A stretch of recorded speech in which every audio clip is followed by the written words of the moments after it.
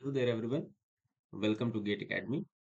Or before going into the topics, we will be discussing some important things with you all, guys. हमारे पास RRB JE का CBT 1 plus CBT 2 आप देख सकते हो screen पे 777 का है ना। जो भी अगर आपको टेक्निकल का सारे सब्जेक्ट्स एंड आपके एप्टीट्यूड हो गए, रीजनिंग हो गए, जो भी आपके जनरल अवेयरनेस, जनरल साइंस हो गए, उनका सारा डिटेल लेक्चर इस कोर्स में है और बहुत ही चीप प्राइस में है। जो लोग CBT 1 की तैयारी करना चाहते हैं, केवल जिनका टेक्निकल हो रखा है, ठीक है, जैसे आपका टेक्निकल हो रखा है, आपने पहले से तैयारी कर रखी है, तो उसके लिए आपका ऐसा थोड़ी है ना कि आप फिर से CBT 2 का ही पैसा दो। तो आप CBT 1 में आप जाके इनरोल हो सकते हो। 499 का है, इसमें GST इंक्लूसिव है, ठीक है। 499 और 777 के अलावा आपको कुछ भी पैसे नहीं खर्च करने हैं। और काफी उम्दा कोर्स है, काफी बच्चे लेकर इससे लाभान्वित हैं। और आपको भी ये काम करना चाहिए कि अगर आप आरआरबी जेई के लिए सच में बहुत सीरियस हो, तो देखिए 22 लाख फॉर्म भरे गए हैं, ठीक है, 22 से 23 लाख ऐसा कुछ डेटा है। अगर 23 लाख में क्या सभी सीरियस हैं? नहीं, सभी सीरियस नहीं है। सीरियस वो है जो एक डेडिकेटेड कोर्स के साथ ही पढ़ाई करेगा और अच्छी कोचिंग के साथ नाम जोड़ेगा, और उसके बाद या फिर खुद से ही सेल्फ स्टडी एट सिलेक्टेड और एक जो होता नहीं है स्टैंडर्ड सेट ऑफ लेक्चर्स देखेगा या स्टैंडर्ड सेट ऑफ नोट्स से पढ़ेगा, तो सिलेक्शन वहीं से होता है। ये यूट्यूब में इधर उधर बफर करने से, इधर उधर जंप आउट करने से कभी भी सिलेक्शन नहीं होगा। इस बात को आप लोग जानते होंगे अच्छे से, और नहीं जानते तो समझ लीजिए। तो CBT 2 में हमारे पास सारे टेक्निकल सब्जेक्ट्स हैं, सिविल, इलेक्ट्रिकल, मैकेनिकल, है ना। सारा सारा सब्जेक्ट का बहुत ब्रीफली कवर्ड है, बहुत सारे लेक्चर्स हैं। आपको जो देखना, हमारे पास दो सेक्शन है, एक प्रेफर्ड सेक्शन है, एक सेकंड ऑप्शन है। तो प्रेफर्ड सेक्शन में ऐसा है कि हमारे पास जो बच्चों को ज्यादा प्रेफर्ड है, जो बच्चों को ज्यादा समझ में आया, वैसे भी लेक्चर्स हैं। और कुछ जो सेकंड ऑप्शन है वो भी प्रेफर कर सकते हैं। रीजनिंग की सारी डेट क्लास अवेलेबल है हमारे पास। और समय समय पर करंट अफेयर्स भी हम अपडेट करते रहें, ठीक है। तो अभी 7900 पोस्ट है। आई होप कि ये 3000 पोस्ट और बढ़ने वाली है, जहां तक मेरी खबर है। तो इस चीज को अकाउंट करते हुए चलिए आगे बढ़ते हैं। हमारे पास गेट 2025 का भी एक काफी अच्छा कोर्स है। गेट 2026 का भी आप देख सकते हो, 4444 का कोर्स है। और गेट 2027 का भी कोर्स है, 6666। गेट 2025 का हमारे पास 2222 में है। तो जो बच्चे अगर बहुत ही चीप प्राइस में और बहुत ही अच्छे से तैयारी, बहुत ही क्वालिटेटिव प्रिपरेशन करना चाहते हैं, तो गेट एकेडमी के साथ आप ये कोर्स एनरोल करें और अपनी तैयारी को एक बहुत अच्छी धार दें। एंड आई होप कि अगले साल आप अच्छे से एक सिलेक्शन लेके आए और 2025 आपके लिए सफलता का वर्ष हो। और 2024 जो लोग SSC जेई CBT 2 का दे रहे होंगे, तो उनके लिए 2024 के एंड तक रिजल्ट आने की पूरी पूरी संभावना है। तो गेट 2027, और इसके साथ एक बहुत जरूरी सूचना आप सबके लिए कि GATE free smart course and dopamine course with GATE 2026 and 2027 वाले कोर्स, मतलब ये 4444 कोर्स के साथ और 6666 कोर्स के साथ स्मार्ट कोर्स और डोपामीन कोर्स दोनों ही अवेलेबल, पूरे मुफ्त है, ठीक है। तो आप इसको जाके एनरोल कर सकते हो। आप जाके हमारे ऐप बाई आउट कर सकते हो, ऐप चेक कर सकते हो, वहां पे आप जाके देख सकते हो। Even you can go to our website, और डिस्क्रिप्शन लिंक में सारा कुछ अवेलेबल है, तो आप जाके रेफर कर सकते हो। इसके साथ ही आरआरबी जेई और एसएससी जेई का 777 में हमारे पास कोर्स अवेलेबल है for those who are preparing for SSC JE 2025, right. तो आपको अच्छे से आप तैयारी करो। बहुत अच्छा समय है वैकेंसी का, है ना। आपको हर चीज आने वाली है। कैंपस रिक्रूटमेंट ट्रेनिंग 777 रुपीज में, अगर आप फाइनल ईयर कैंडिडेट हैं, ठीक है, अगर आप फाइनल ईयर कैंडिडेट हो एंड आपको करनी है कैंपस की तैयारी, कंपनी आ रही होंगी, कुछ प्राइवेट कंपनीज आ रही होंगी या फिर कोई भी कंपनी आ रही होंगी, ठीक है, तो आप जाके इवन एमटेक वाले भी कुछ लोग एनरोल हो सकते हैं इसमें। एमटेक वाले को, ये सब जो एमटेक कर रहे होंगे और उनके पास अगर कैंपस रिक्रूटमेंट ट्रेनिंग करना हो, उन्हें क्या क्या कैसे कैसे चीजें, प्रोसीजर्स फॉलो होते हैं, क्या क्या चीजें बोलनी होती है, तो ये सारा चीज इस कैंपस रिक्रूटमेंट ट्रेनिंग में है, मात्र 777 रुपीज में। All state AE and JE इस साल और अगले साल एई और जेई वैकेंसीज की बहुत भरमार है। And you are very lucky to have in this year, समझे। बहुत लकी हैं आप कि आपके सामने ये वैकेंसी आ रही है। अदरवाइज अभी तो 2-3 सालों से कोविड आया और ये सब आया, तो ज्यादा वैकेंसी कुछ आई नहीं। बट अब देखिए, आरपीएससी एई हमारे पास, यूपीपीएससी एई की भी खबर आ रही है कि सितंबर अक्टूबर में आ जाएगा। ठीक है। एंड उसके बाद अभी एमपीपीएससीए की बात हो रही, बीपीएससीए का कुछ प्राइवेटाइजेशन वाला कल्चर चल रहा है, बट आई होप कि उसका भी निर्णय हो जाएगा कि मे बी सरकार कुछ डिसीजन ले इंजीनियरों के पक्ष में। तो ये सब सारा चीज आप लोग देख सकते हो। तो कहने का मतलब ये है कि स्टेट का एई का वैकेंसी बहुत ज्यादा प्रीसियस, और मतलब डायरेक्ट आपको एसडीओ की पोस्ट मिलती है, जो रोले वाली जॉब होती है, तो वो बहुत जरूरी है। और ऐसा नहीं है कि जब नोटिफिकेशन आएगा तभी तैयारी करेंगे, तो समझ लीजिए कि ऐसे लोगों का कभी सिलेक्शन नहीं होता है। इतना तो मेरा पास्ट एक्सपीरियंस है कि जैसे वैकेंट नोटिफिकेशन आएगा और वैसे ही तैयारी करेंगे, तो नो एज, आपको कोई एज नहीं मिलता है। ठीक है। एंड आप बहुत परेशान हो जाओगे, 3 महीने में एग्जाम ले लेगा। सरकार का चीजें हैं निर्धारण, उनका अलग तरीके से होता है, तो आप जानते होंगे सबकी। 3 महीना लेगा कभी एग्जाम, कभी अभी अभी बीपीएससी वाला आया, आई थिंक जुलाई में आया, सितंबर में एग्जाम ले रहा था। अब मान लीजिए सितंबर में एग्जाम ले लेता, मे बी अभी तो नवंबर में पोस्टपोन कर दिया। ठीक है, अगर नवंबर में पोस्टपोन कर दिया, नहीं करता तो सितंबर में ही होता। और अगर नोटिफिकेशन के चक्कर में बैठे रहते तब तो फिर भाई फॉर्म तो भर नहीं पाते ना। तो this is the issue, these are the things. ठीक है, तो आप इसको अकाउंट करके रखो। एक समझदार आदमी हर चीज पहले से तैयार करके रखता है। ठीक है। Smart course and dopamine 555 combo हमारे पास 999 में अवेलेबल है। ईएससी नॉन टेक का 777 में। ईएससी नॉन टेक में क्या है कि अभी जो लोग तैयारी कर रहे हैं, काफी अच्छे समय नॉन टेक में अब हाथ लगाने का। ठीक है, अभी समय कुछ नहीं गया है। एंड जो भी कर रहे होंगे, एंड कर रहे हैं, मतलब नॉन टेक तो आपको स्टार्ट कर देना चाहिए 2-3 महीने पहले।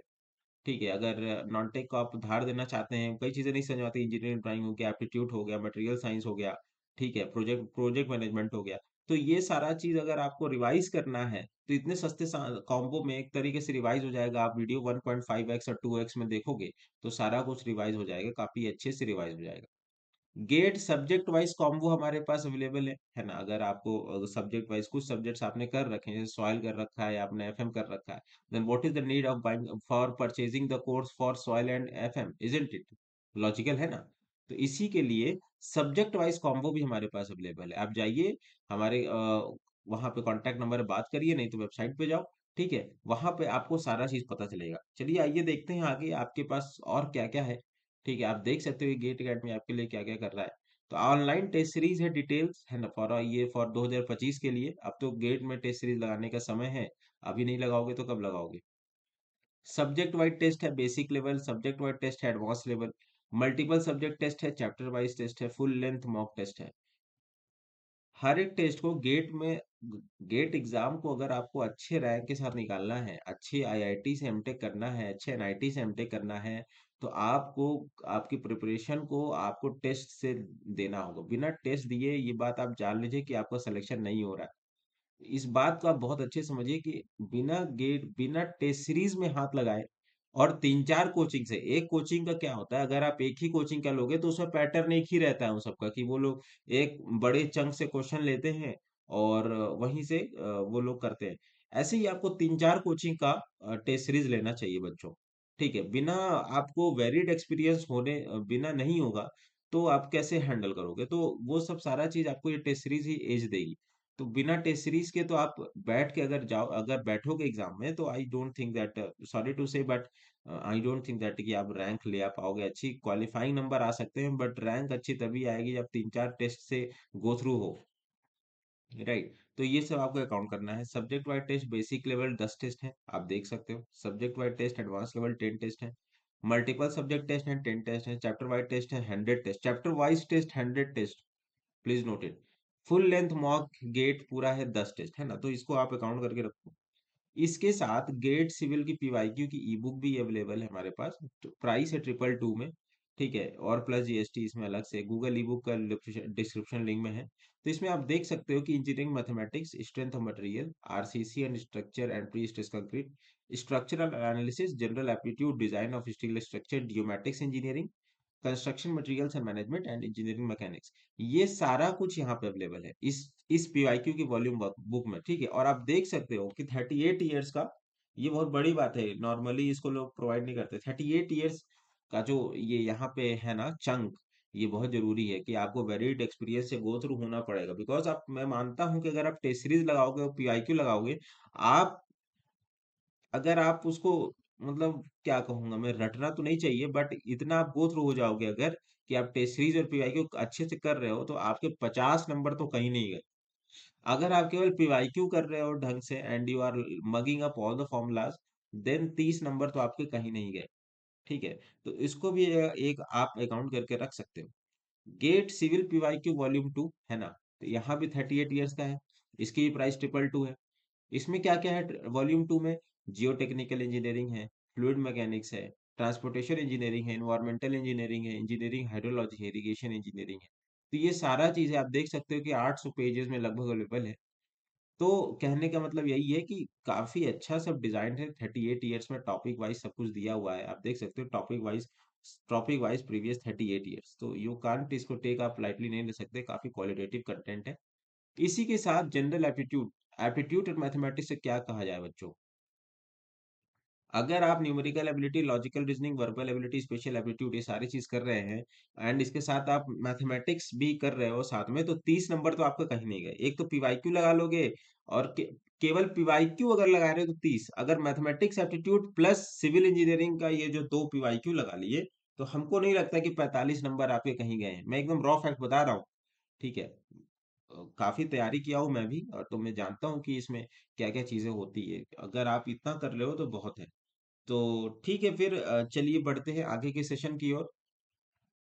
सो हेलो एवरीवन, एंड आज हम अपने डिजास्टर मैनेजमेंट के लास्ट लेक्चर पर हैं, लास्ट वीडियो पर हैं।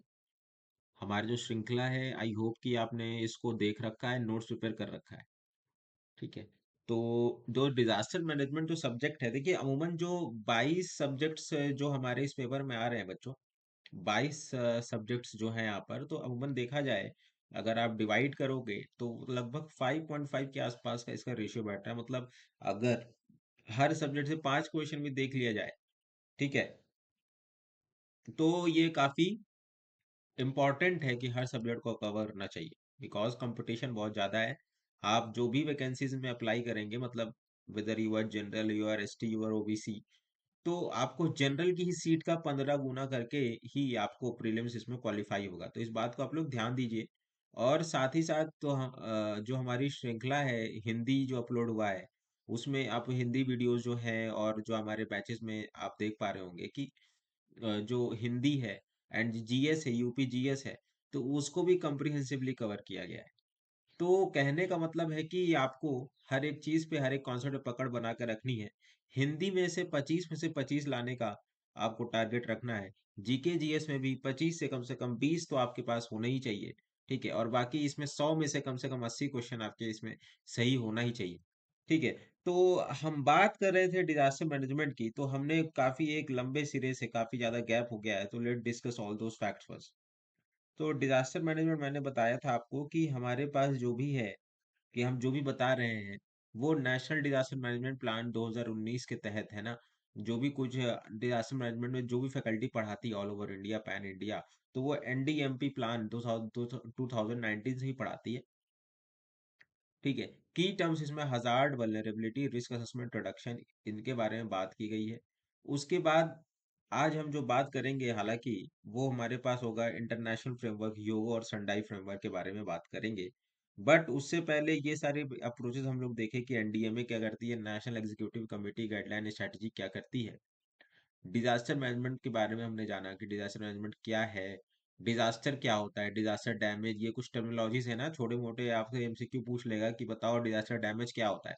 आपको देखिए चीजें यहाँ पे रटनी नहीं है। ठीक है, मेरा क्या है, मैं तो रिकॉर्ड करके चला जाऊंगा, अब ठीक है, मैं तो अपलोड करके चला जाऊंगा, बट आपको चीजों को मतलब एमसीक्यू है, आपको समझना है चीजों को। ठीक है, आपको एक सपोज अगर डिजास्टर डैमेज आप पढ़ रहे हो, डिजास्टर डैमेज, डिजास्टर इम्पैक्ट, दोनों ही शब्द एक जैसे हैं, बट इसका जो इफेक्ट है, जो मतलब है, वो अलग अलग है। तो आपको चीजों को समझ के रखना है। हजार्ड्स क्या होते हैं? ठीक है, हजार्ड्स कितने तरीके के होते हैं? हजार्ड्स नेचुरल होते हैं, मैन मेड होते हैं। वल्नरेबिलिटी क्या होती है? रिस्क क्या होता है? रिस्क का ये सवाल यहाँ से बन सकता है एक। Risk acceptance, risk avoidance, risk reduction क्या होते हैं? क्लासिफिकेशन ऑफ डिजास्टर, किस किस बेसिस पे क्लासिफिकेशन होता है? On the basis of source, natural disaster है तो नेचुरल फिनोमेना की वजह से होगा, एंथ्रोपोजेनिक डिजास्टर है तो मैनमेड फिनोमेना की वजह से होगा। On the basis of duration, है ना, रैपिड है, अर्थक्वेक है तो ये रैपिड हो गया, ठीक है, साइक्लोन है तो रैपिड हो गया, और स्लो ऑनसेट डिजास्टर क्या हो गया, जैसे कि ग्लोबल वार्मिंग हो गई, डिजर्टिफिकेशन हो गई, and that's all. Disaster management cycle बहुत इंपॉर्टेंट टॉपिक है आपके डिजास्टर मैनेजमेंट में। अगेन, 3 की स्टेजेस होते हैं, मैंने बताया था, मैंने आपको सब पढ़ा रखा है, ठीक है।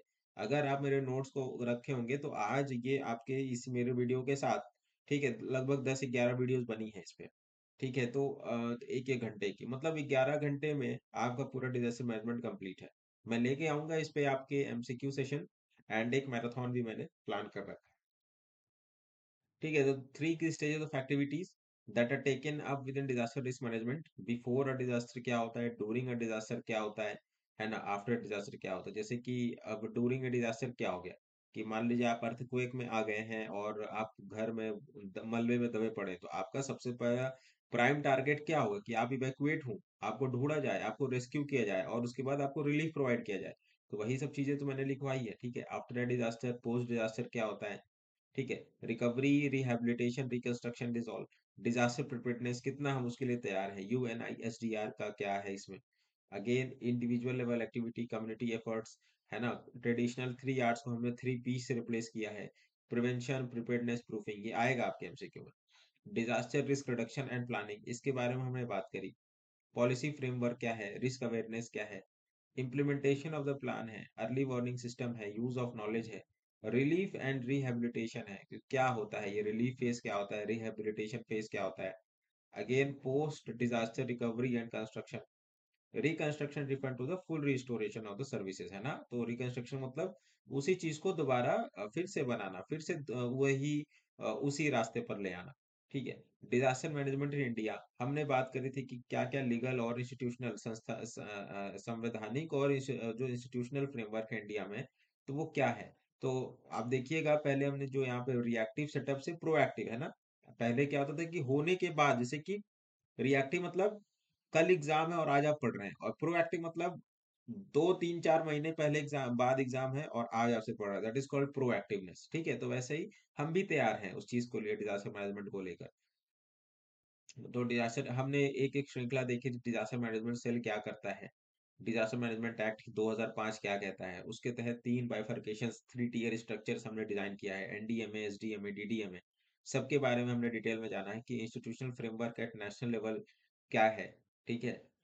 And institutional framework at national level क्या है, ministry of home affairs and NDMA, NDRF, NIDM, home guard, civil defence and arm force, सबका रोल काफी डिटेल वे में कवर किया है मैंने। National platform for disaster risk reduction, ठीक है। एंड इतनी मैं हैंड राइटिंग आप लोग के सामने लिखा हूँ, ताकि आप लोग को ये ना लगे कि फैकल्टी जो पढ़ा रहा है उसको तो भाई उसको रटना भी है, लिखना भी है, बच्चों को तो ये टेक ऑन होना चाहिए, थोड़ी मेहनत अपने एंड से भी करिए कि नोट्स मेंटेन करिए। पीडीएफ तो मैं आपको इसका प्रोवाइड कर दूंगा, फ्री ऑफ कॉस्ट रहेगा सबके लिए, ठीक है। आप हमारे वेबसाइट पे जाके देख लेना, और लिंक इसका डिस्क्रिप्शन में रहेगा पीडीएफ का। Otherwise you can call to the number and purchase this UPPSC यही बैच। ओके, ज्यादा महंगा है नहीं।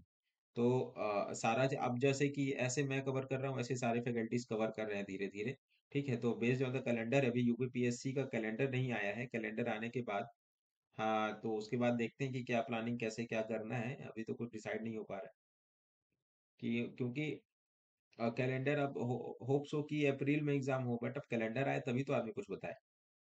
द फंक्शंस इंक्लूड, है ना, तो ये सारी चीजें, नेशनल एग्जीक्यूटिव क्या कमेटी क्या करती है, उसके बाद जो है एनडीएमए क्या करती है, एनडीएमए का क्या रोल है, NIDM, national institute of disaster management क्या करता है, सब बताया है मैंने अपने लेक्चर्स में, बैचेस के लेक्चर में, ठीक है। नेशनल डिजास्टर रिस्पांस फोर्स क्या करता है। और अब उसके बाद हम स्टेट लेवल पे आ गए हैं कि इंस्टीट्यूशनल फ्रेमवर्क के स्टेट लेवल क्या होता है, तो यहाँ पे एसडीएमए होता है हमारे पास, कौन इसको कंट्रोल करता है, एनडीएमए को कौन कंट्रोल करता है, एसडीएमए को कौन देख रेख करता है, तो एसडीएमए को चीफ मिनिस्टर करते हैं, है ना, as the ex officio chairperson. तो ऐसे ऐसे करके स्टेट एग्जीक्यूटिव कमिटी के बारे में हम लोग देखते हैं। State executive committee, it is responsible for coordinating and monitoring of DM related activities in the state, right. Institutional framework at district level, ठीक है।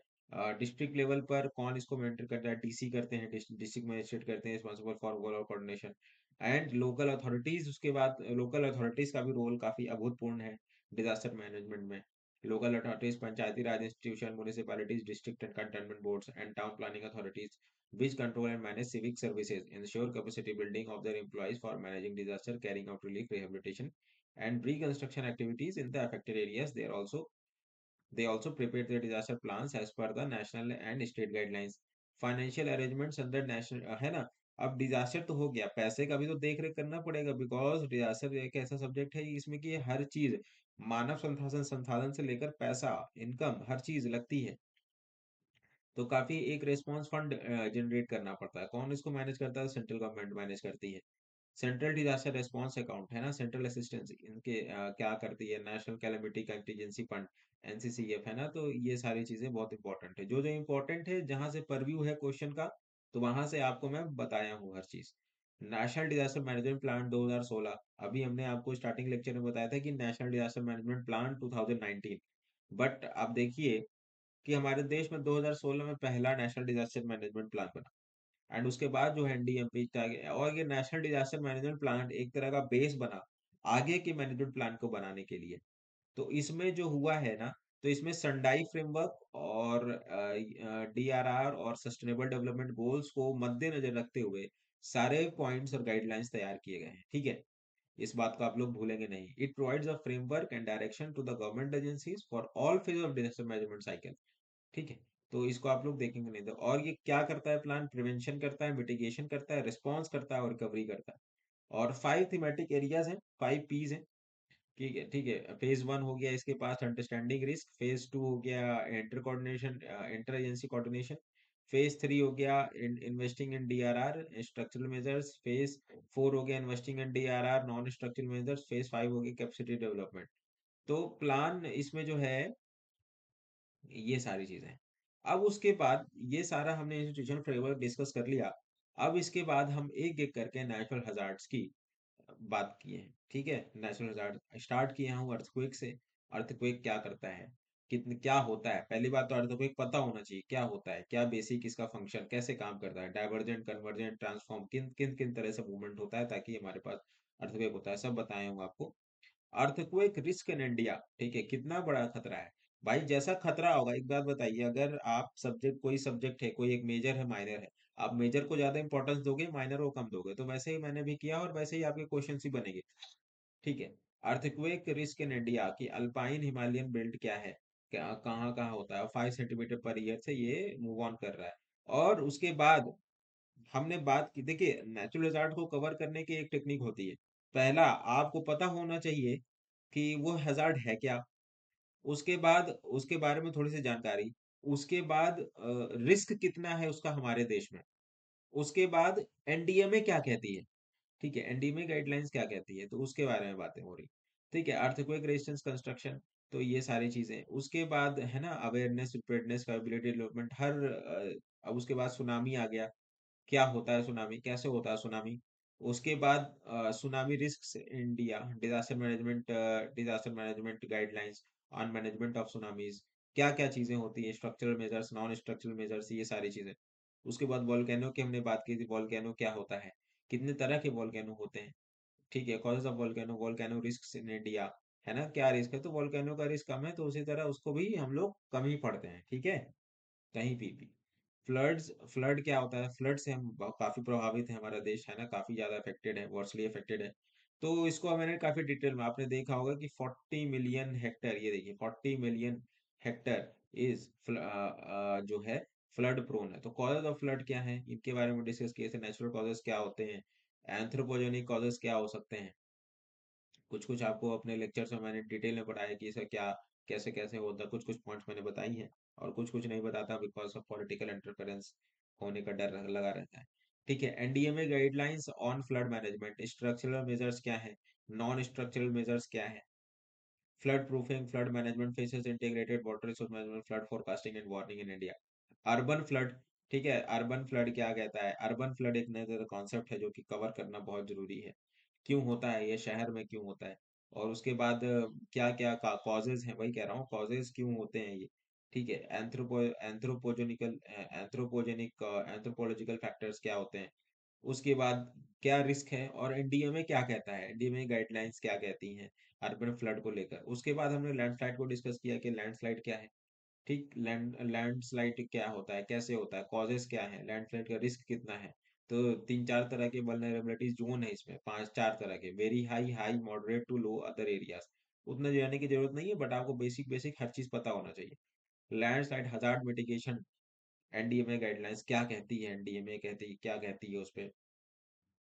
उसके बाद क्लाउड बर्स्ट, क्लाउड बर्स्ट क्या होता है, बादल फटना, बादल को फटना क्लाउड बर्स्ट कहते हैं। कैसे होता है क्लाउड बर्स्ट, क्या है इसके पीछे कहानी, बिकॉज उत्तराखंड का जो सीन हुआ, तो ये क्लाउड बर्स्ट के कारण हुआ, और आए दिन किसी न किसी देश के किसी किसी रीजन में ये लोकली होता रहता है क्लाउड बर्स्ट, तो उसके बारे में डिस्कस किया।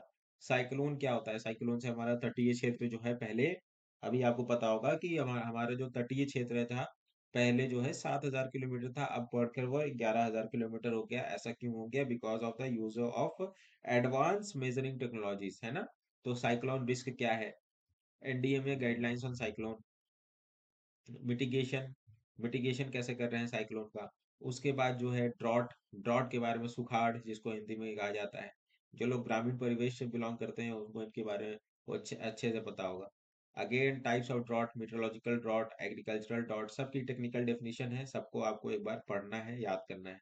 हाइड्रोलॉजिकल ड्रॉट मतलब 5 बार रिवीजन से आपका ये काम बन जाना है। Hydrological drought, ecological drought, causes of drought, ठीक है। IMD recognizes 5 drought situations। Drought week क्या होता है, एग्रीकल्चरल ड्रॉट क्या होता है, सीजनल ड्रॉट क्या होता है, ड्रॉट ईयर क्या होता है, सीवियर ड्रॉट ईयर क्या होता है, risk of drought in India कितना है, बहुत खतरा है इसका, ठीक है। और एक फाल्कन मार्क इंडेक्स है, इसको आपको नहीं भूलना है। एनडीए गाइडलाइंस ऑन ड्रॉट क्या कहती है, इम्पैक्ट एंड मिटिगेशन, ठीक है, ये सारी चीजें। हीट वेव के अब क्या होता है, हीट वेव के बारे में हमने डिस्कस किया। हीट वेव रिस्क क्या होता है, आपको पता होना चाहिए कि अगर प्लेन इलाके से 40 डिग्री और मोर प्लेन्स होते हैं, 40 डिग्री और मोर प्लेन होते हैं, तो उसको जो है कैसे कवर करना है।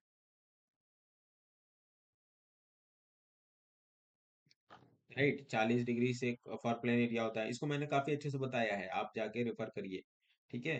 Criteria for heat wave in India, when actual maximum temperature remains 45 degree Celsius और more respective of the normal maximum temperature, heat wave should be declared, right. NDMA guidelines on heat wave, NDMA guidelines on heat wave, इसके बारे में हमने discuss किया। Cold wave क्या होता है, cold wave के बारे में हमने डिस्कस की। Cold wave is a weather phenomena that is distinguished by marked cooling of air, ठीक है। कोल्ड वेव की काफी से consequences हम देखें कि विंड चिल क्या होता है, फ्रॉस्ट बाइट क्या होता है, हाइपोथर्मिया क्या होता है, वाइल्ड फायर जो आजकल चल रहा है अमेरिका में, है ना, कि जंगल जंगल जल रहे हैं बहुत ज्यादा, तो वो उसको वाइल्ड फायर कह लो या फॉरेस्ट फायर कह लो। अगेन उसके बाद types of forest fire, surface fire, ground fire, कितने तरह के, wild fire risk in India, ठीक है। ये सारा नेचुरल कॉज हुआ। अब हमारे पास अब आते हैं मैन मेड डिजास्टर्स की तरफ, ठीक है। तो इसमें biological disaster, chemical disaster and nuclear disaster, तीन तरह की चीजें हमने पढ़ी, ठीक है। तीन तरह के मैन मेड डिजास्टर्स होते हैं, बायोलॉजिकल, केमिकल और न्यूक्लियर। बायोलॉजिकल डिजास्टर में क्या होता है, टाइप्स ऑफ कितने होते हैं, एपिडेमिक क्या होता है, major sources of epidemics, water borne disease, vector borne disease, person to person transmission of disease, air borne disease, इसके बारे में हमने डिस्कस किया। उसके बाद ये सारी चीजें हमने डिस्कस करी। केमिकल डिजास्टर की हमने बात करी कि केमिकल कैसे होता है, भोपाल गैस ट्रेजेडी इसके लिए बहुत अच्छा एग्जांपल रहेगा आप सबके लिए टू अंडरस्टैंड दिस, ठीक है। प्रोसेस एंड सिस्टम फेलियर, एक एक टॉपिक को, एक एक लाइन को आपको बताया हुआ हूँ। और उसके बाद जो इसमें आपके जो केमिकल डिजास्टर में जो इंस्टीट्यूशनल फ्रेमवर्क हैं, उसके बारे में डिस्कस किया हो कि ये अधिनियम आपको पता होने चाहिए, एक्ट्स पता होने चाहिए। Industrial disaster prevention and mitigation strategies, तो इसके बारे में आपको मैंने बताया है। न्यूक्लियर डिजास्टर, न्यूक्लियर डिजास्टर के बारे में मैंने बताया है कि क्या होता है न्यूक्लियर डिजास्टर, ठीक है। सोर्सेज ऑफ न्यूक्लियर डिजास्टर क्या हो सकते हैं, नेचुरल रिसोर्सेज, मैनमेड सोर्सेज, ठीक है, natural hazard mitigation strategies and all, institutional and legislative framework in India कौन कौन से हैं। तो इतनी सारी बातें आपके लिए डिजास्टर मैनेजमेंट के लिए काफी रहेंगी। अब आते हैं हम अपने लास्ट लेक्चर के इम्पोर्टेंट, बहुत इंपॉर्टेंट टॉपिक पे, जहां से मैं एक्सपेक्ट कर रहा हूँ 2 क्वेश्चन। ओके, सो काफी कुछ इसमें लिखना है और तैयार रहना है आपको, ठीक है। तो आज हम बात करेंगे कि इवोल्यूशन,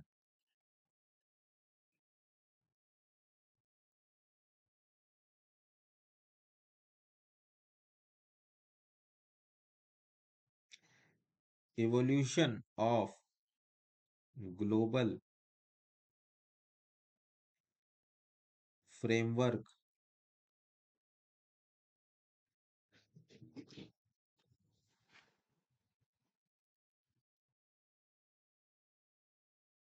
on disaster मैनेजमेंट कैसे कैसे इवॉल्व हुआ, राइट? आज से तो नहीं चल रहा है ना? आज से तो ये सब चीजें आई नहीं है। आप देखिए कि आज से तो ये सब चीजें आई नहीं है, तो कैसे आई है? ठीक है, तो एक एक करके मैं आपको लिखते चलता हूँ, आप इसको भी मेंशन करते जाइए, ठीक है? As an increasing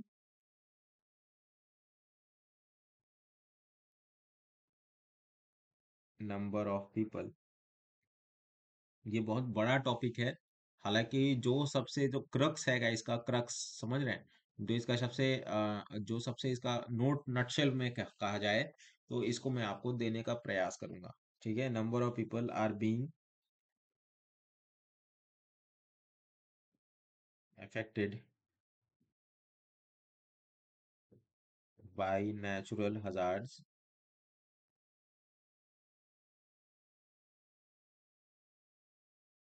there is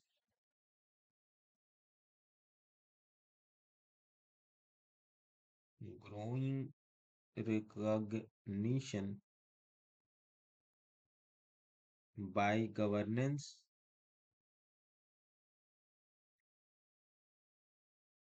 and organizations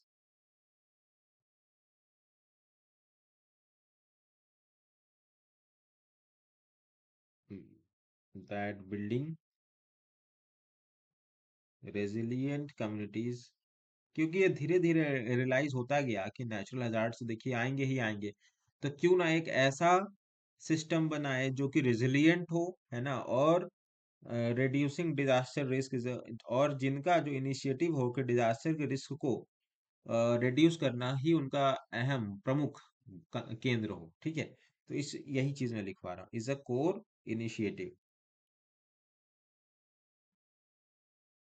right? तो इसके तहत क्या हुआ कि सबसे पहले यूनाइटेड नेशन सबसे पहले आगे आया, the United Nations international strategy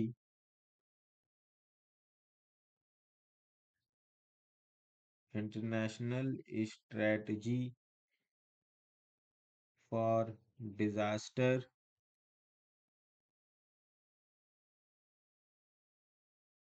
reduction was established to support and coordinate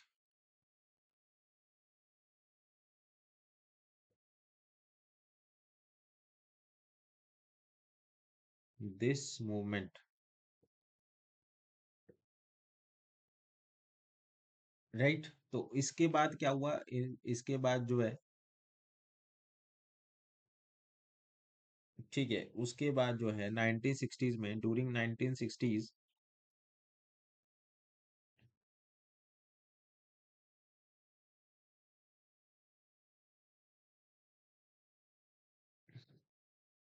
general assembly ने रिक्वेस्ट किया,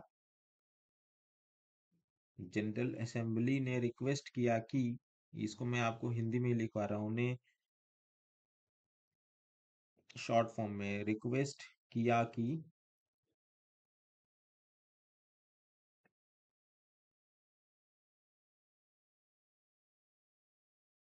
किया किससे किया? सेक्रेटरी जनरल, ठीक है, रिक्वेस्ट किया कि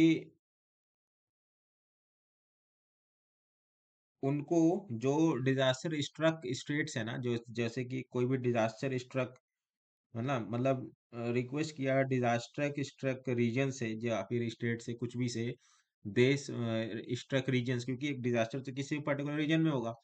तो जनरल असेंबली ने रिक्वेस्ट किया डिजास्टर स्ट्रक के लिए कि उनके लिए को इमरजेंसी असिस्टेंस प्रोवाइड करने के लिए, ठीक है, इमरजेंसी असिस्टेंस प्रोवाइड करने के लिए। बहुत ध्यान समझिएगा, काफी कॉम्प्लेक्स है बट मैं इसको बहुत आपको अच्छे से लिखवा रहा हूँ के लिए। ठीक है, उसके बाद क्या हुआ कि 1972 इन 1972, है ना, 1960 के बाद 1972 में United Nations, the United Nations कहा जाता है हमेशा, the United Nations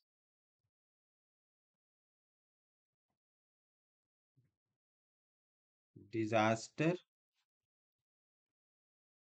relief office was set up and a disaster relief coordinator was appointed। ठीक है, उसके बाद पहला जो काम हुआ, यहां से आपका कहानी स्टार्ट हो रही। इन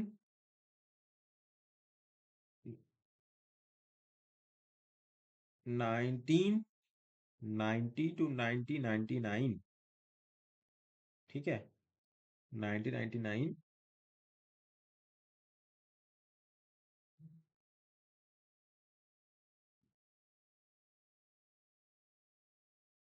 मतलब इस फेज के दौरान was announced as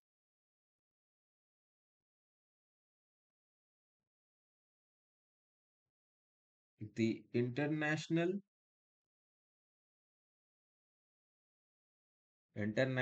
decade for natural disaster reduction. समझ में आई बात कि 1990 से लेकर 1999 तक इस दशक को एक international decade for natural disaster reduction, मतलब हम अंतरराष्ट्रीय स्तर पर नेचुरल डिजास्टर रिडक्शन के लिए इस दशक को रखेंगे। ठीक है, एंड उसके बाद क्या हुआ कि 1994 में, और इसी के अंदर बात हो रही थी कि 1994 में द वर्ल्ड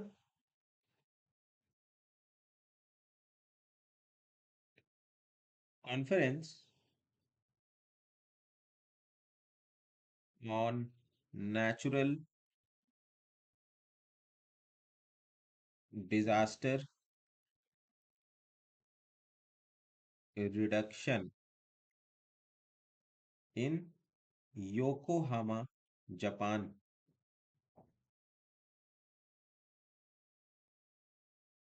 ठीक है, तो इसमें हुई, संगठित हुई, है ना,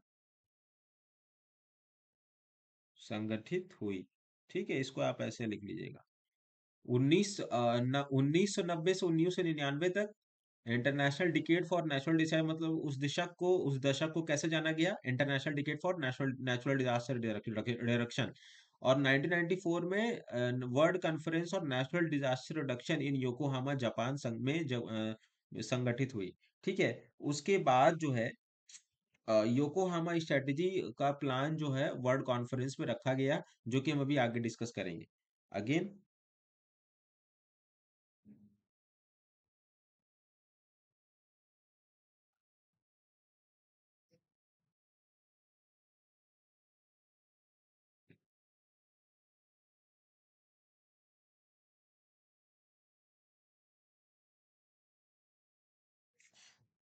तो इसके बाद जो वर्ल्ड कॉन्फ्रेंस है डिजास्टर रिस्क रिडक्शन को लेकर, बहुत सारे ऐसे कमिटीज, मतलब बहुत सारे ऐसे कॉन्फ्रेंसेस रखे गए, है ना, सीरीज ऑफ कॉन्फ्रेंसेस रखे गए। ठीक है, तो द वर्ल्ड कॉन्फ्रेंस, मतलब सीरीज ऐसे बहुत सारे कॉन्फ्रेंसेस रखे गए। तो जो योकोहामा वाला था वो पहला था, उसके बाद सीरीज ऑफ वर्ल्ड कॉन्फ्रेंसेस, यानी ये वाला जो है सीरीज ऑफ वर्ल्ड कॉन्फ्रेंसेस, है ना, ये जो वर्ल्ड कॉन्फ्रेंस मतलब दुनिया जहां मिलती है एक साथ, है ना, तो पहला होगा योकोहामा में वो वर्ल्ड कॉन्फ्रेंसेस। उसके बाद जो है, ठीक है, सीरीज ऑफ ऐसा हुआ। ठीक है, तो the world conference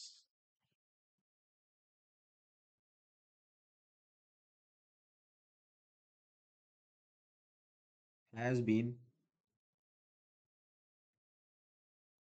convened 3 times. Don't forget it, very very important. 3 times with each edition, हर एडिशन में, है ना, हर बार जो हुआ, और to date having,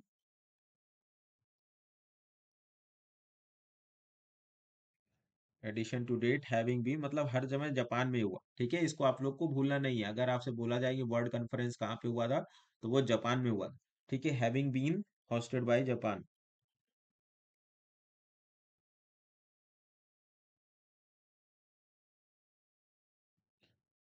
in Yokohama. ठीक है, कब कब हुआ था इसको नोट डाउन करना बहुत जरूरी है। 1994 इन कोबे, कोबे में हुआ था।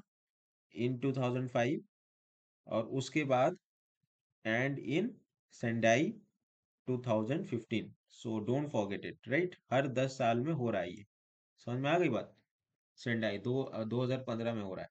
ठीक है, तो उसके बाद योकोहामा जो पहला हुआ था, तो उसने कुछ अपने बातें कही योकोहामा में जो कॉन्फ्रेंस हुई थी। तो वहां से कुछ बातें निकल के आई, कुछ पॉलिसीज को अडर किया गया, कुछ प्रिंसिपल्स को अडर किया गया। तो वो कौन कौन से प्रिंसिपल्स हैं, आइए जानते हैं। क्योंकि आपके यहाँ से एमसीक्यू में आना बहुत इंपॉर्टेंट हो रहा है यहाँ से।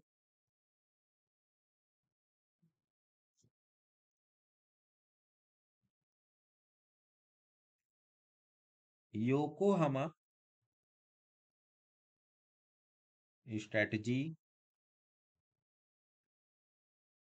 For a safer world, right. क्या है? इसने क्या दिया, इसने गाइडलाइन दिया, guidelines for natural disaster prevention, रोकथाम, प्रिपेयर्डनेस, तैयारी, एंड मिटिगेशन। ठीक है, तो ये सारी चीजें हैं। तो इसमें जो है 10 प्रिंसिपल्स को मद्देनजर रखा गया। ठीक है, Yokohama, don't forget Yokohama 10 principles, right it down, short short है सब, है ना। तो योकोहामा के 10 प्रिंसिपल्स कौन कौन से हुए थे? पहला, risk assessment is a required step. Risk कितना है उसका असेसमेंट करना बहुत जरूरी है। दूसरा, disaster prevention and preparedness, disaster prevention रोकथाम और प्रिपेयर्डनेस तैयारी, रेड्यूस द नीड ऑफ,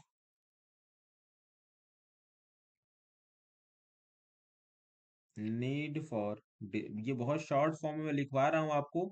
ये बाहर आप कहीं भी किताब वगैरह में देखेंगे तो काफी बड़े फॉर्म में मिलेगा आपको, तो उतना आपको समझ में नहीं आएगा। So 3, disaster prevention and preparedness,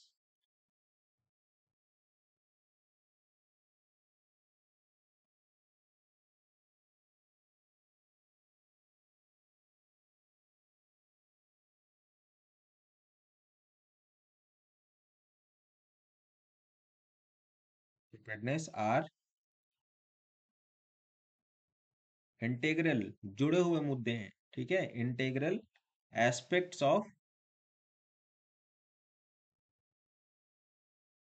development policy, है ना, जुड़े हुए मुद्दे हैं पॉलिसी एंड प्लानिंग को लेकर। ठीक है, तो इसको ऐसे ही करना है। चौथा, development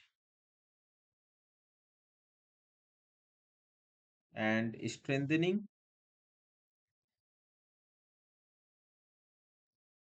of capacities to prevent reduce and mitigate disasters is a top priority. पांचवा, अर्ली वार्निंग सिस्टम हमारे पास होना चाहिए। ठीक है, early warning, early early warnings of impending disaster, आने वाले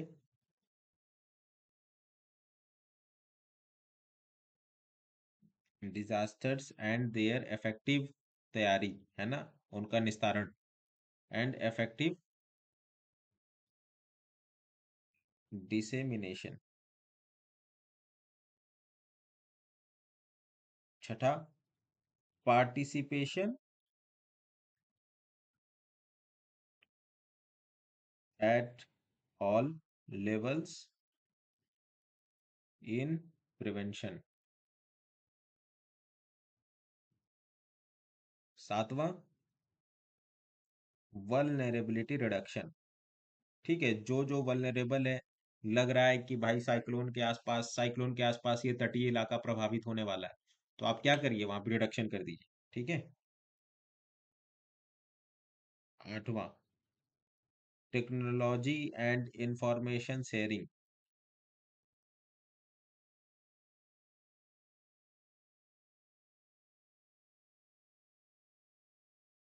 नौवां, environmental protection.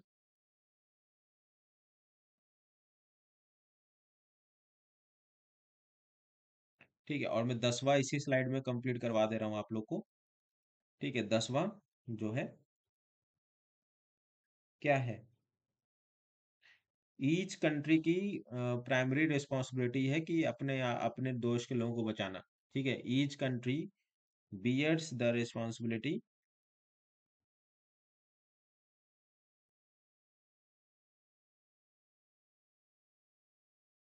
To save its people. ठीक है, तो ये उनके देश की मौलिक जिम्मेदारी है कि इस चीज को वो रखें। ठीक है, तो ये योकोहामा के फॉर अ सेफर वर्ल्ड के लिए, ठीक है, फॉर अ सेफर, है ना, नेशनल डिजास्टर प्रोटेक्शन के लिए, उसके बाद ये सारी चीजें बहुत हुई। ठीक है, तो ये योकोहामा के 10 प्रिंसिपल्स हुए। अगेन उसके बाद जो हमारे बात हो रही है, उसके बाद ये तो पहला कॉन्फ्रेंस हो गया, योकोहामा वाला पहला हो गया, राइट। हमने योकोहामा की बात कर ली, तो ये पहला हो गया। ठीक है, योकोहामा। अब हम कोबे, जो 2005 में हुआ ना, कोबे, इसके बारे में बात करेंगे। तो इसके भी कुछ एडहेरेंस है, कुछ पॉलिसीज है, ये आपको पता रहना चाहिए।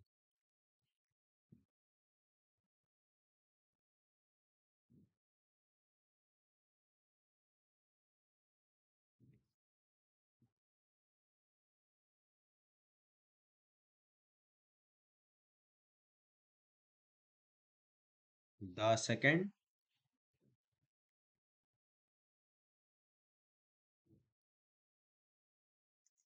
वर्ल्ड कॉन्फ्रेंस इन कोबे, कब कब हुआ था ये, कब हुआ था ये, 2005 में। तो इसके भी कुछ कुछ प्रिंसिपल्स है। ठीक है, तो आइए देखते हैं कि तो इसमें जो है, ठीक है, तो इसमें जो है, was held in Kobe, Japan में ये हेल्ड हुआ था। And the world conference order plan to put in place an international early warning programme. तो इसमें जो है क्या आया था, इंटरनेशनल अर्ली वार्निंग प्रोग्राम आया था। क्या आया था, इंटरनेशनल अर्ली वार्निंग प्रोग्राम।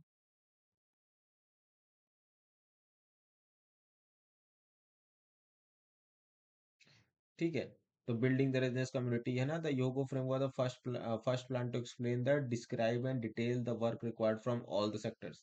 तो एचएफए विच रैन फ्रॉम 2005 से 2015, तो इसके अंतर्गत जो है कोबे में ही, इसके अंतर्गत जो है योगो फ्रेमवर्क आया। ठीक है, समझ में आया आप लोग को, इसके अंतर्गत ही जो है योगो फ्रेमवर्क ही आया। तो ठीक है, तो ह्योगो फ्रेमवर्क है, तो क्या ये कब, पहली बात तो ह्योगो फ्रेमवर्क के बारे में जानेंगे। ये सेकंड वर्ल्ड कॉन्फ्रेंस के ही अंदर आया। और ह्योगो फ्रेमवर्क कब से कब तक था valid? Hyogo framework was valid from, please don't forget, is very very important dear, Hyogo framework was from, ran from, मतलब ये जो सारा फ्रेमवर्क है वो रेन फ्रॉम 2005 से लेकर 2015 तक। ठीक है, तो ठीक है, ये 2015 तक था। तो क्या क्या था इसमें? कि make disaster risk reduction a priority. ठीक है, make disaster risk reduction a priority, कि एक प्रायोरिटी इंश्योर होना चाहिए, कि ensure that disaster risk reduction is a national and local priority, है ना। एकदम प्रायोरिटी बेस होना चाहिए, उसको आप हल्के में इग्नोर नहीं करिए, बिकॉज ऐसे में देश का नुकसान होता है, लोगों का नुकसान होता है, मान हानि का नुकसान होता है। ठीक है, तो उसके बाद know the risk and take the action. ठीक है, रिस्क को पहचानिए और उसी के अनुकूल अपना एक एक्शन बैठाइए। ठीक है, बिल्ड अंडरस्टैंडिंग, ये जो आप ऊपर नेचुरल डिजास्टर्स में जो आप पढ़े कि जो ये आप ऊपर पढ़े कि कैपेसिटी बिल्डिंग प्रिपेयर्डनेस, तो ये बिल्ड अंडरस्टैंडिंग एंड अवेयरनेस का ही पार्ट है। उसके बाद रिस्क को रिड्यूस कीजिए। कैसे रिड्यूस करना है आपको? अगर सुनामी आ रही है तो आप कुछ ऐसे बैरिकेशंस, कुछ ऐसे मजबूत पुल बनाएंगे, ब्रिजेस बनाएंगे, या अर्थक्वेक आ रहा है तो अर्थक्वेक को आप earthquake design, earthquake proof structure बनाए या अर्थक्वेक रेजिस्टेंट स्ट्रक्चर्स बनाए। ठीक है, जैसे जापान में क्या हो रहा है, अब टोक्यो में क्या होता है, भूकंप आता है तो इतनी ऊंचे से 50-50 फ्लोर की बिल्डिंग्स जो है हिल ही नहीं पाती है भूकंप से, चाहे वो 8.5 रिक्टर स्केल का हो। ठीक है, और be prepared and ready to act.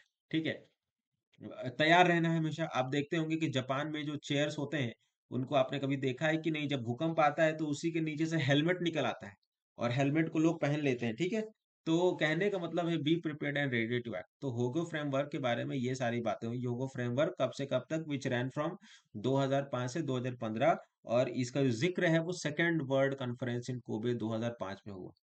ठीक, अब उसके बाद हम लोग बढ़ रहे हैं लास्ट फ्रेमवर्क में, सेंडाई फ्रेमवर्क। ठीक है, उसके बाद हम बात करेंगे the third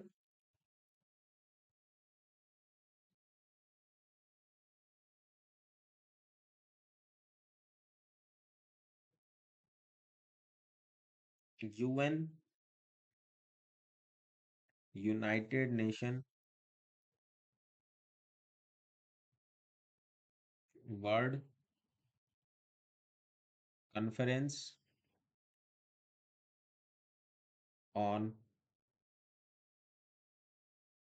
disaster risk reduction was held in Sendai. कहाँ? जापान में ही। कब? 2015 में। ठीक है,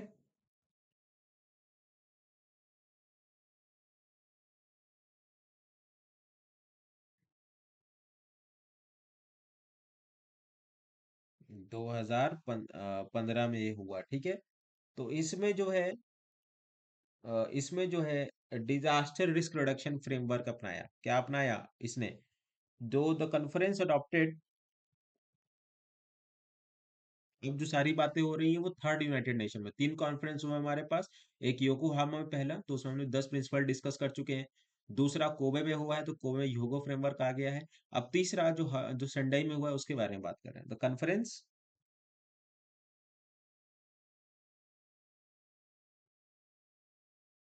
adopted the Sendai framework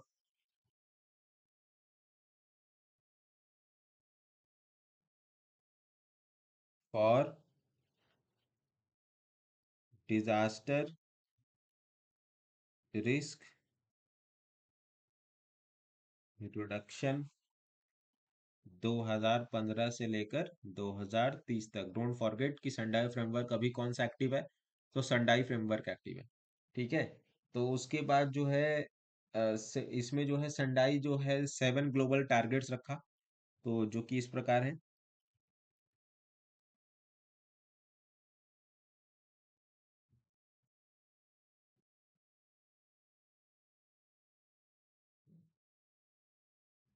ठीक, तो ये कौन कौन से हैं 7 ग्लोबल टारगेट्स? ये देखिए लिखा हुआ है यहाँ पे कि ये मैंने यूनाइटेड नेशंस की वेबसाइट से लिया है। ठीक है, तो सस्टेनेबल ग्लोड्स वगैरह दिस ऑल।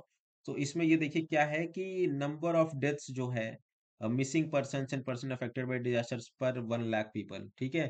तो इसको जो है रिड्यूस करना है, ठीक है, ग्लोबल नंबर ऑफ, इसको रिड्यूस करना है। दूसरा, disaster, direct disaster economic loss in relation to global gross domestic product, जो जीडीपी, जो इकोनॉमिक लॉसेज हैं उसके तहत, तो उसको भी कम करना है, ठीक है, इसको भी कम करना है, जो इकोनॉमिक लॉसेज हो रही है इसको भी कम करना है। उसके बाद direct disaster economic loss in relation to global GDP including disaster damage to critical infrastructure disruption on basic services, तो इसको भी कम करना है। और number of countries with national and local disaster risk reduction, इसको बढ़ाना है। proportion of local government that adopt and implement local disaster risk reduction strategy, तो इसको संडाई फ्रेमवर्क, इसको ही बढ़ाना है। तो ये कुल मिला के कुछ चीजें घटानी है, कुछ बढ़ानी है, तो ये कौन कौन सी चीजें हैं, तो यहाँ पे लिखा हुआ है कि रिड्यूस ग्लोबल, पहला जो पॉइंट था इस टेबल का, जो पहला पॉइंट है कि नंबर ऑफ डेथ्स वाली जो बात की गई है ए में, तो यहाँ पे क्या है, रिड्यूस ग्लोबल डिजास्टर, इसको रिड्यूस करना है, ये डायग्राम इसी के लिए कि इसको सब्सटैंशियल रिडक्शंस करने हैं। और दूसरे वाले पार्ट में, है ना, तो ये सारी चीजें हैं। तो आठवां क्या है कि reduce the number of affected people, number of affected people globally, reduce direct economic loss in relation to GDP, reduce, है ना। उसके बाद reduce disaster damage to critical infrastructure and, है ना, तो ये सारी चीजें, इससे आपको आसानी होगी। और क्या क्या बढ़ाना है, increase in the number of countries, देशों की भागीदारी बढ़ानी है इसमें। Substantially enhance international cooperation to developing countries. और ये सातवां क्या है कि increase the availability and access to multi hazard warning systems, तो इन सब चीजों में हटाना है। तो ये हमारे पास इंटरनेशनल फ्रेमवर्क हुआ कि इसके बारे में, ठीक है। तो ये जो है बहुत जरूरी, इसके तहत भारत का क्या, ठीक है, भारत की क्या भागीदारी रही थी इंटरनेशनल, मतलब हम तो ये बात करेंगे इंटरनेशनल फ्रेमवर्क की, अब उसके बाद हम बात करेंगे कि इंडिया की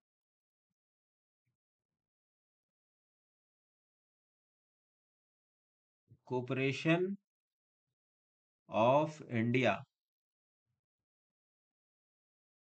with international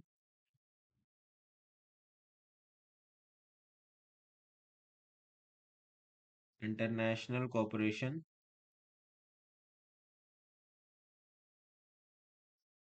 on disaster management, right. तो cooperation of India with international cooperation, और ठीक है, तो इसमें हम लोग देखेंगे कुछ छोटे छोटे पॉइंट्स है, बेसिक बेसिक आपको पता रहना चाहिए कि United nation international strategy for disaster risk reduction में, है ना, हम लोग इंडिया एक मेंबर था, तो इसमें हम लोग लिखेंगे कि United nation international strategy for disaster risk reduction, UNISDR, abbreviations का भी ध्यान लिखिए, ध्यान रखिएगा जो मैं लिखवा रहा हूँ आपको, क्योंकि यहीं से भी कुछ कुछ आ जाएंगे, ठीक है, तो आपको ये भी ध्यान रखना है। इसमें एक्टिवली पार्टिसिपेटेड किया, ठीक है, एक्टिवली पार्टिसिपेटेड, क्योंकि इंडिया एक डाइवर्सिफाइड नेशन है और यहाँ पे बहुत सारा रिस्क एसोसिएटेड है, ज्यादातर नेचुरल, ठीक है। और सेंडाई फ्रेमवर्क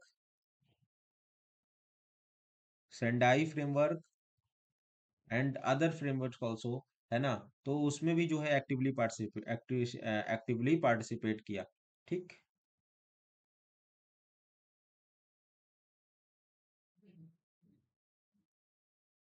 एक्टिवली पार्टिसिपेट किया। तो इंडिया ने साइंड जो है ना, बहुत सारे एग्रीमेंट्स में साइन किया,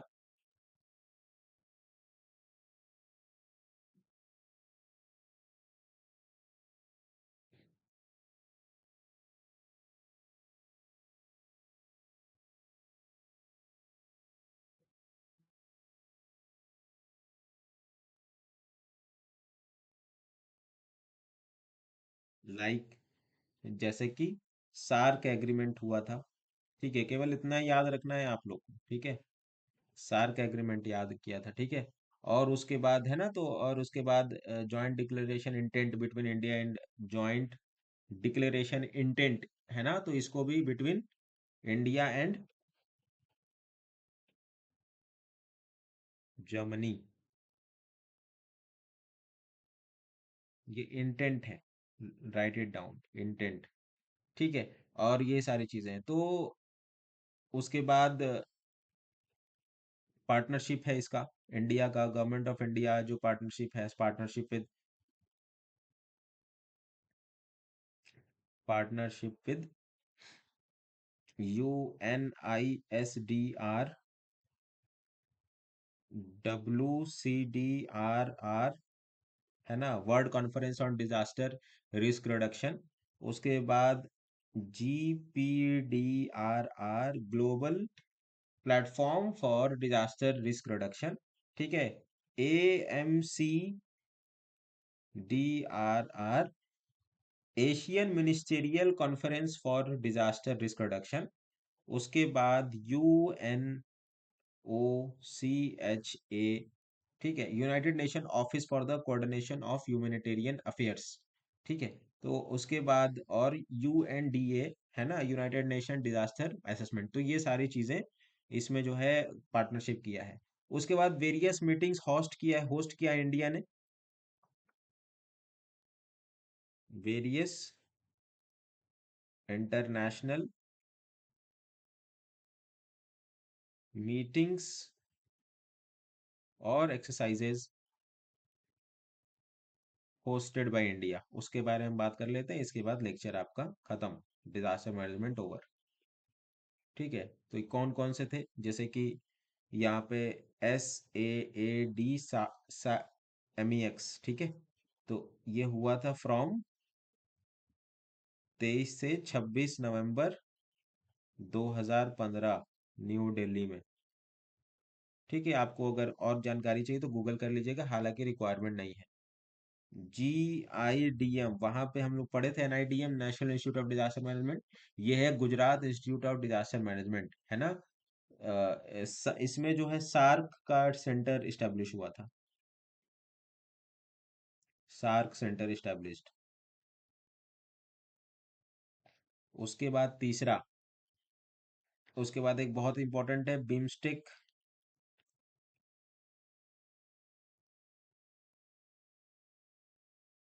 बिम्स्टेक में तो इसमें क्या हुआ था कि first annual disaster management summit हुई थी, ठीक है, एक्सरसाइज, फर्स्ट एनुअल, इनके साथ जो है कोऑपरेशन, इनके साथ जो है India hosted first annual disaster management. बस ये याद रखना है आपको, basic basic, first annual disaster management exercise हुई थी। ठीक है ना, तो यही सारी चीजें हैं। और उसके बाद एक लास्ट कहेंगे इसको कि SCOJTEX 2019 में हुआ था। तो ये कुछ बेसिक बेसिक एक्सरसाइजेस हैं कि जो हमने देखा था। और अंत में अगर मेरा कंक्लूजन रहेगा, कि अगर कंक्लूजन पे हम लोग बात करें कि कंक्लूजन क्या रहेगा इसका, देखिए, भारत विविधताओं का देश है, एंड उस विविधताओं को कैसे कवर करना है, ये आपके ऊपर कंधों में जिम्मेदारी आती है। और इसीलिए कहने का मतलब है कि आप लोग कहीं भी रहें अपने देश में, किसी भी पॉइंट पे योगदान दें, तो उसको बखूबी निभाएं और आगे बढ़ें। और इसी के साथ हमारा देश भी आगे प्रगति करेगा। तब तक के लिए धन्यवाद, एंड आई होप कि आपको ये सारी PDF आपको मिल जाए। ठीक है, तो कुछ भी डाउट हो तो आप मेरे से कंसल्ट कर सकते हैं। मेरा नाम यशोदीप सिंह है, एंड थैंक यू फॉर बने रहने के लिए in my disaster management lecture. And I hope कि ये सारे पॉइंट्स आपको डिजास्टर मैनेजमेंट जो UPSC AE में होने वाला है वो अच्छे से कवर करवाएगा। तब तक के लिए धन्यवाद।